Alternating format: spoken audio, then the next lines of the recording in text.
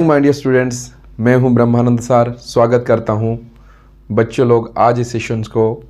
इस सेशंस में हम एक बहुत ही इंटरेस्टिंग टॉपिक लेके आए हैं। इस टॉपिक में हम बहुत सारी चीज़ जानेंगे, सीखेंगे, पढ़ेंगे।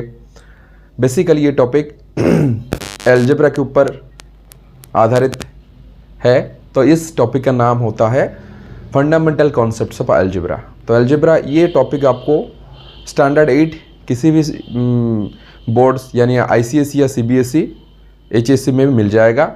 तो चलोगे हम देर ना करके इस सेशन को हम शुरू करते हैं, जिसका नाम होता है fundamental concepts of algebra. Algebra का क्या फंडामेंटल कॉन्सेप्ट्स होते हैं हम थोड़ा सा जानेंगे, सीखेंगे और कुछ प्रॉब्लम भी सॉल्व करेंगे।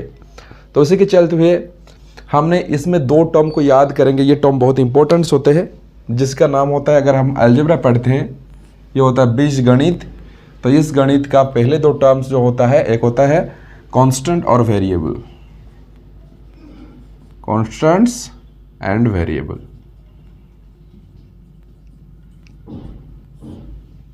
तो बहुत सारे बच्चों को ये दो पहचानने में दिक्कत होता है। तो हम कांस्टेंट को पहचान जाएंगे और वेरिएबल को भी पहचान जाएंगे, देखेंगे कांस्टेंट क्या होता है और वेरिएबल। सो इसमें दो डेफिनेशन भी मैंने ऑलरेडी लिख चुका हूँ। तो ये होता है इन अरिथमेटिक, हम जब अंक गणित करते हैं, ये अरिथमेटिक में क्या होता है, वी यूज डिजिट्स। अच्छा चलो, बच्चों को भी ये भी कभी कभी डाउट्स रहता है, ये डिजिट्स और नंबर्स में बहुत सारे डाउट्स रहता है। देखो बेटा, डिजिट्स और नंबर क्या होता है, डिजिट्स जिसे हम अंक कहते हैं और नंबर्स एक होता है संख्या, नंबर्स। तो डिजिट क्या होता है, digit it's a symbol only. तो जब ये गणित का आविष्कार हुआ था, तब ये एक सिंबल के हिसाब से लोग उसको व्यवहार करते आए हैं।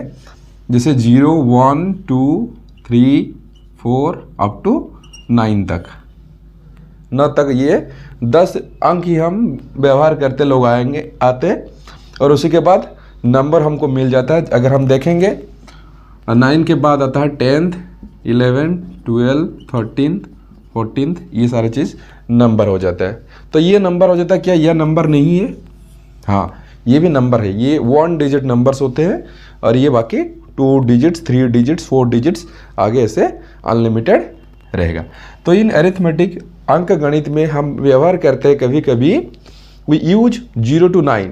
ये 0 to 9 को हम व्यवहार करते हैं, यूज़ करते हैं ईच ऑफ व्हिच, जिसका हर किसी को हैज ए फिक्स्ड वैल्यू। तो अगर हम 0 से 9 तक लिखेंगे, 1, 2, 3, ये सारी चीज़ का कोई एक फिक्स्ड वैल्यू रहता है, कांस्टेंट वैल्यू रहता है, फिक्स्ड वैल्यू रहता है। So that the digits and the numbers are formed by these digits. ये वाला जो डिजिट्स लिखा मैंने 2, 3, 5, 7, कोई भी इसका एक फिक्स्ड वैल्यू होता है। और इस डिजिट्स को लेके एक नंबर भी अगर हम बनाएंगे, जैसे कि 5 और 7 को लेके मैं 75 बना सकता हूँ, 57 बना सकता हूँ, ये वाला नंबर। तो इसी का भी कोई कांस्टेंट वैल्यू रहता है। So the digits and the numbers are formed by the digits are called constant. तो ये वाला टर्म को हमें लिखेंगे थोड़ा या याद रखेंगे कि कांस्टेंट एक्चुअली क्या होता है। तो कांस्टेंट होता है 75 या 57, कोई भी नंबर 5, 7, 3, 2, ये सारी चीज़ होता है कांस्टेंट, जिसका कोई फिक्स्ड वैल्यू रहता है बस। तो उसी के आगे चलते हुए हम पढ़ेंगे वेरिएबल्स जिसका वेरी करता है, वेरिएबल होते हैं वो। ये वेरिएबल्स क्या होता है एक्चुअली इन अलजेब्रा? अगर हम बीजगणित पढ़ेंगे, वी यूज द लेटर्स। हम क्या करते हैं,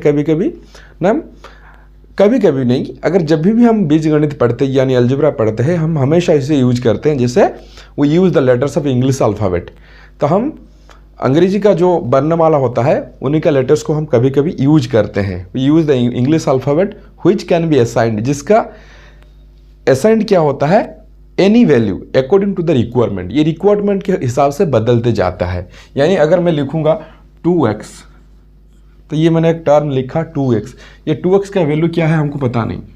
2 का तो मैं जानता हूँ ये एक कांस्टेंट होता है, 2 का वैल्यू होता है, लेकिन 2x का वैल्यू अगर मैं कंबाइन करके लिखता हूँ, ये 2x का वैल्यू हमको पता नहीं। यानी ये x, y, z, a, b, c, हम इस तरह बहुत इंग्लिश अल्फ़ाबेट यूज़ करते हैं। तो इसी को हम कहेंगे वेरिएबल। यानी इसका वैल्यू बदलते जाएगा। जैसे कि एग्जाम्पल के तर्क पर मैंने लिखा 2x, तो अगर मैं x का वैल्यू वहाँ पे 4 लिखता हूँ तो ये 2x बन जाता है 8, 2 इंटू 4 जा 8। तो ये x का वैल्यू अगर मैं 5/3 लिखता हूँ तो ये इसका वैल्यू बन जाता है 10/3।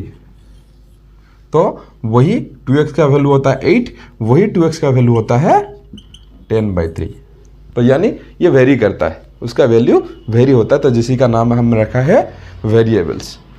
तो ये दो डेफिनेशंस कांस्टेंट और एग्जाम्पल के साथ और ये वेरिएबल्स हमने शायद समझ पा चुके हैं। और आगे हम चलेंगे, देखते हैं क्या कुछ रूल्स होता है ये कांस्टेंट्स और वेरिएबल्स को लेके।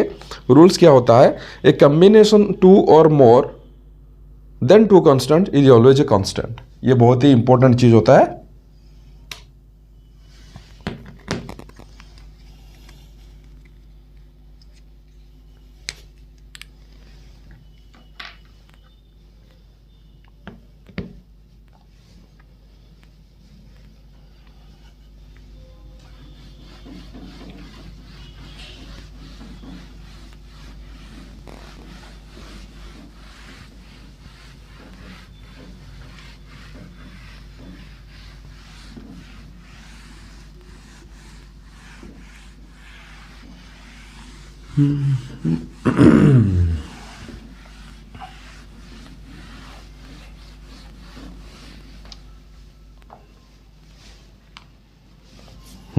तो रूल्स क्या होता है, ये रूल्स को थोड़ा याद रखना बहुत इंपॉर्टेंट चीज होता है। Rules for constant and variable,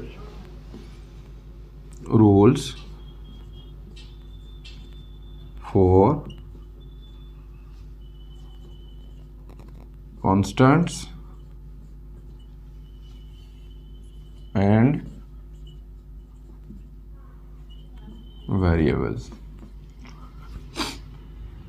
ये रूल्स क्या कहलाता है, थोड़ा देखते हैं। रूल्स एक में वो क्या होता है, ये रूल बताता है कि कॉम्बिनेशन ऑफ 2 और more than 2 constant is always a constant. अच्छा, कॉम्बिनेशन ऑफ 2 और more constant, combination of 2 or more constants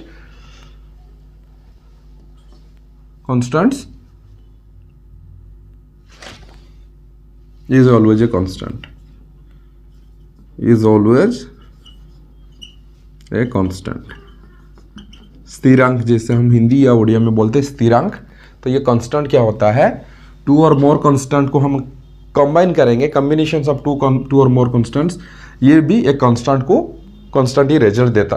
जैसे कि एग्जांपल के तौर पर हम लेंगे 2 + 3, तो ये हमको दो टर्म यानी दो कांस्टेंट लग रही है, ये 3 और 2, 2 और 3, 2 and 3, ये इज इक्वल टू 5 हो जाता है, यानी ये भी एक कांस्टेंट होता है।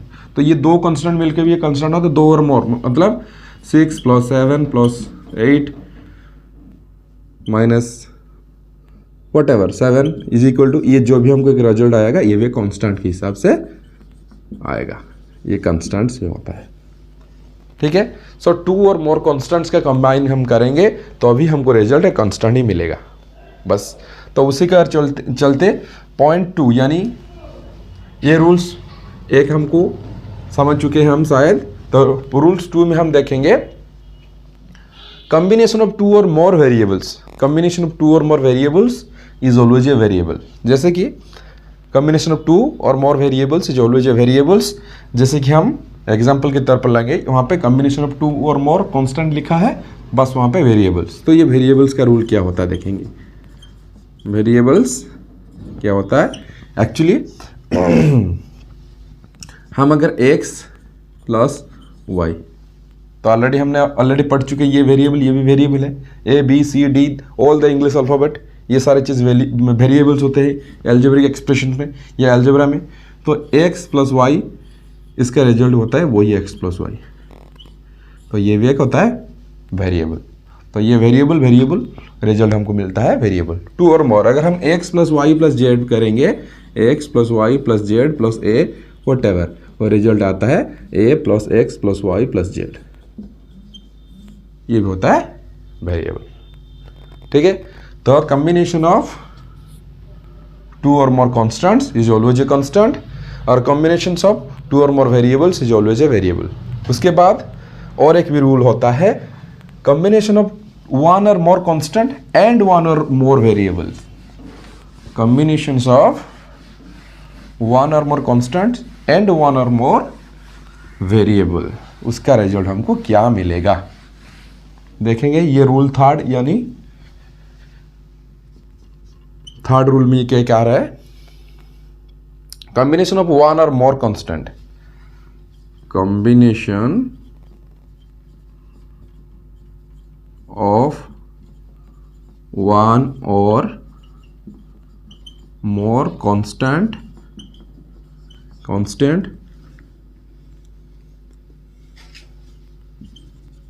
And one or more variable is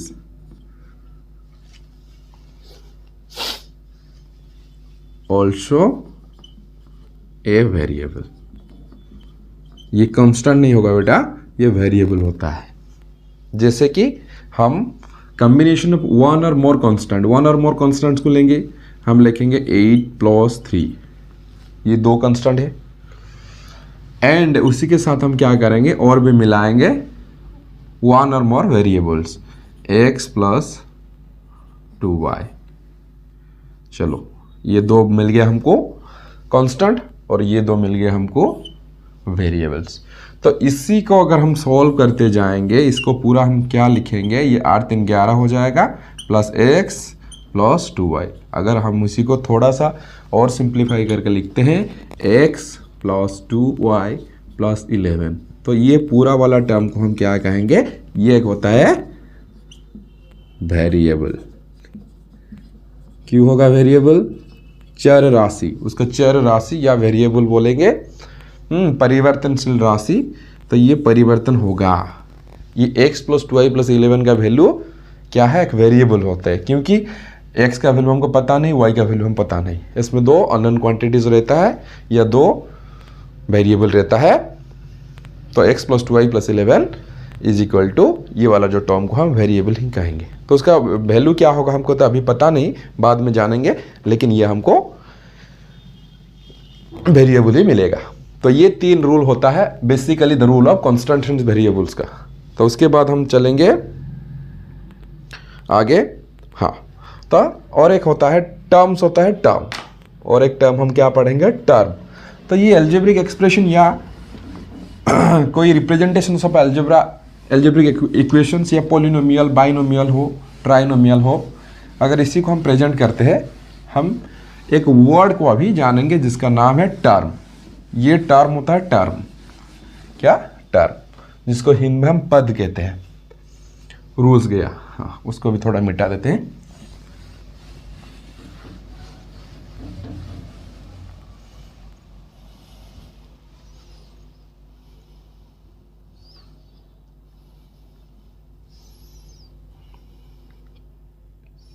ये क्या होता है टर्म। तो एल्जेब्रिक एक्सप्रेशन यानी कंसेप्ट्स ऑफ फंडामेंटल और फंडामेंटल कंसेप्ट्स ऑफ एल्जेब्रा में ये टर्म क्या होता है, एक्चुअली टर्म का मतलब होता है पद। पद, ये पद क्या होता है, देखो। So an algebraic expressions, a term is a number. A term होता है, it is a number, it is a number. तो ये कभी कभी नंबर होता है। नंबर का मतलब क्या होता है, वो कांस्टेंट ही होते हैं, कांस्टेंट, उसको थोड़ा ब्रैकेट में रखते हैं। So it is a number, यानी ये कांस्टेंट होते हैं। और क्या होता है, और होते हैं वेरिएबल्स भी हो सकता है, और वेरिएबल। और क्या होता है, combinations of numbers and variables. और क्या होता है, combinations of numbers, combinations of numbers and variable, तो उसको हम क्या कहेंगे, टर्म या पद कहेंगे। तो बेटा देखो टर्म या पद क्या होता है, अगर मैं लिखूंगा 8 लिखूंगा, 3a लिखूंगा, 4x लिखूंगा, -2x² y लिखूंगा, -3yz लिखूंगा, 2x/5 लिखूंगा, 7y/z लिखूंगा। तो ये सारे जो मैंने लिखा है ये एक एक टर्म ही होता है। ये होता है टर्म, ये भी होता है टर्म, ये भी होता है टर्म। तो टर्म का डेफिनेशन और एक बार हम पढ़ेंगे। इट इज़ अ नंबर, सो ये एक संख्या ही होता है या डिजिट्स भी हम कहलाते हैं, उसे वो एक कांस्टेंट होता है। तो कोई भी नंबर, कोई भी कांस्टेंट, ये मतलब कोई भी नंबर या डिजिट ये कांस्टेंट ही होता है। तो इसी को हम क्या कहेंगे, इट इज़ ए नंबर और कांस्टेंट। ये कांस्टेंट होता है, 8 का वैल्यू होता है, तो इट इज़ ए नंबर और वेरिएबल्स, ये वेरिएबल्स होता है। तो ये सारे टर्म को हम क्या कहेंगे, वेरिएबल्स कहेंगे, है कि नहीं। तो इसको हम कांस्टेंट नहीं कह पाएंगे क्योंकि y और z का वैल्यू हमको पता नहीं है। तो -3 तो है, ये -3 का वैल्यू मुझे पता है, तो ये होता है कांस्टेंट। लेकिन ये 2 वेरिएबल उसके साथ रह जाते हैं ना, तो ये पूरा का पूरा वेरिएबल हो जाता है। तो हमने जो थर्ड वाला लॉ पढ़ के आया है, 1 और मोर कांस्टेंट एंड 1 और मोर वेरिएबल्स मिलके वो वेरिएबल्स ही देते हैं, कांस्टेंट का भी नहीं होगा। तो ये भी होता है तुम्हारा वेरिएबल्स, ये होता है वेरिएबल्स, ये कांस्टेंट, यानी ये सारे टर्म को हम वेरिएबल कहते हैं। तो इट इज़ ए नंबर, ये नंबर भी हो सकता है, एक वेरिएबल भी हो सकता है, और the combination of numbers and variables, ये कम्बिनेशन ऑफ नंबर्स और वेरिएबल्स भी हो सकता है। कम्बिनेशन का मतलब अगर 4x + 3a मैं कहूँगा, तो ये वाला 2 को मैंने ऐड कर दिया, तो 4x + 3a या 3a + 4x, ये भी होता है एक वेरिएबल। ये कांस्टेंट कभी भी नहीं होता है। तो टर्म क्या होता है actually, it is a number और कांस्टेंट और द वेरिएबल्स और the combination of numbers and variables, ये होता है टर्म, पद। तो उसी के बाद और एक टर्म को हम सीखेंगे जिसका नाम होता है एल्जेब्रिक एक्सप्रेशंस। तो एक्चुअली एल्जेब्रिक एक्सप्रेशंस क्या होता है, ये जो फंडामेंटल कॉन्सेप्ट्स ऑफ अलजेब्रा में ये बहुत ही बड़ा मतलब बहुत इंपॉर्टेंट टर्म्स होता है जिसका नाम होता है एल्जेब्रिक एक्सप्रेशंस। तो उसको थोड़ा समझेंगे क्या, algebraic expressions, algebraic expressions, algebraic expressions. तो ये एल्जेब्रिक एक्सप्रेशंस क्या होता है, in algebraic expressions, an algebraic expressions क्या होता है, ऑन एल्जेब्रिक एक्सप्रेशंस, मैंने AE शॉर्ट में लिख दिया। An algebraic expressions is a collections of 1 or more terms, is a collections of 1 or more terms। Terms का मतलब होता है पद, एक या एक से ज्यादा पद को लेके हम बनाते हैं एल्जेब्रिक एक्सप्रेशंस। और एक बार पढ़ते हैं अन एल्जेब्रिक एक्सप्रेशन। एक एल्जेब्रिक एक्सप्रेशंस क्या होता है, it is the collection of 1 or more terms. Term हम जस्ट अभी पढ़ के आए हैं, तो ये 1 or more टर्म्स को लेके एक एल्जेब्रिक एक्सप्रेशन बनता है। और उसी के चलते which are separated, हाँ तो ये भी एक बहुत बड़ा इंपॉर्टेंट चीज़ होता है, which are separated, जिनको अलग करता है, which are separated, जो अलग होते हैं, from each other, from each other, ये एक दूसरे से अलग होते हैं कैसे, by the symbol of additions, by the symbol of addition और subtraction, और subtractions, ये बस सिंबल में देता हूँ, और subtractions, और ये subtraction,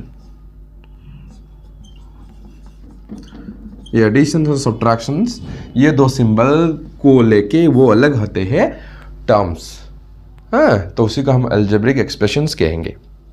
तो फॉर एन एग्जांपल्स हम लेंगे, ये एल्जेब्रिक एक्सप्रेशंस क्या होता है एक्चुअली, एग्जांपल के तौर पर हम वहाँ पे लिख लेते हैं। एग्जांपल्स हम लेते हैं 4x, 3x, -2, 5y, minus 9x 8x square y minus 2xy square, ये सारे चीज़ ये वाला, तो उसको हम क्या करते हैं, ये क्या होता है एल्जेब्रिक एक्सप्रेशंस। यानी एल्जेब्रिक एक्सप्रेशंस अगर इसी के एग्जांपल के तौर पर मैं बोलूँगा, ये होता है algebraic expressions 5y minus 9x या 3x माइनस 2। तो इसमें क्या होता है, it is the collection of one or more terms. तो ये भी एक टर्म होता है, दो भी एक टर्म होता है। हालांकि ये एक वेरिएबल होता है, टू एक कंस्टेंट होता है, लेकिन उनका कॉम्बिनेशन जो भी हुआ है बाय द सिंबल, और ये सेपरेटेड होते हैं। 3x अलग होता है, 2 भी अलग होता है, सेपरेट होता है बाय द सिंबल माइनस या सब्ट्रैक्शन।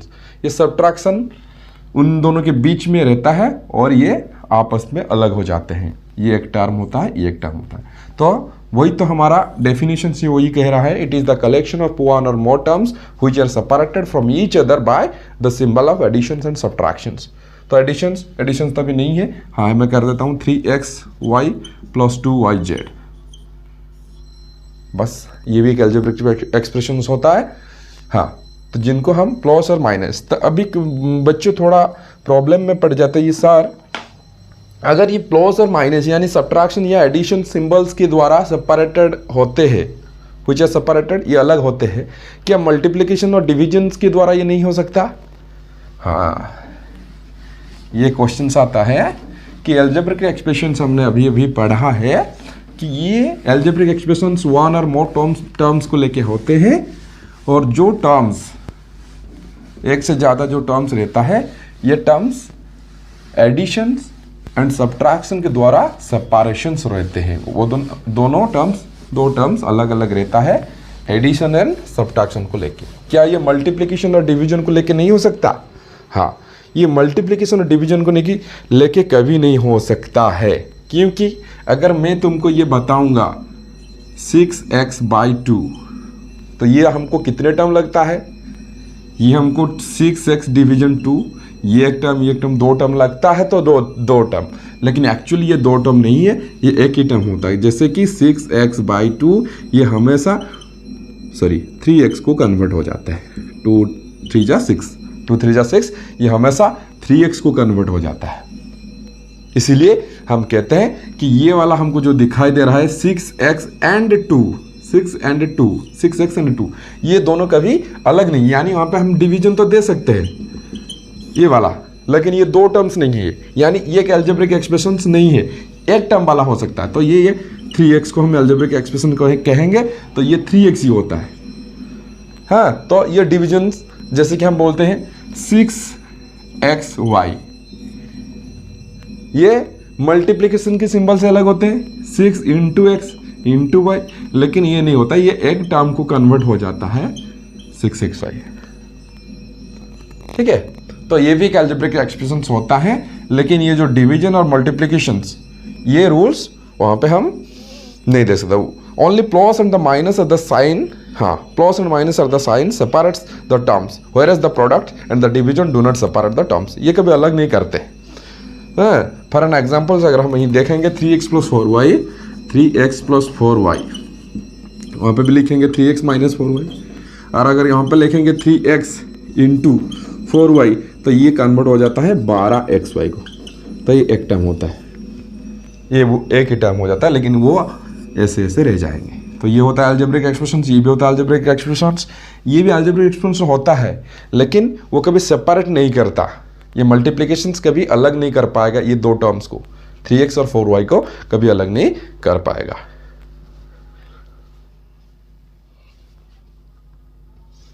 ठीक है, बस इतना ही, और आगे हम देखेंगे अगली वीडियो में हम ले आएंगे generating algebraic expressions, how to make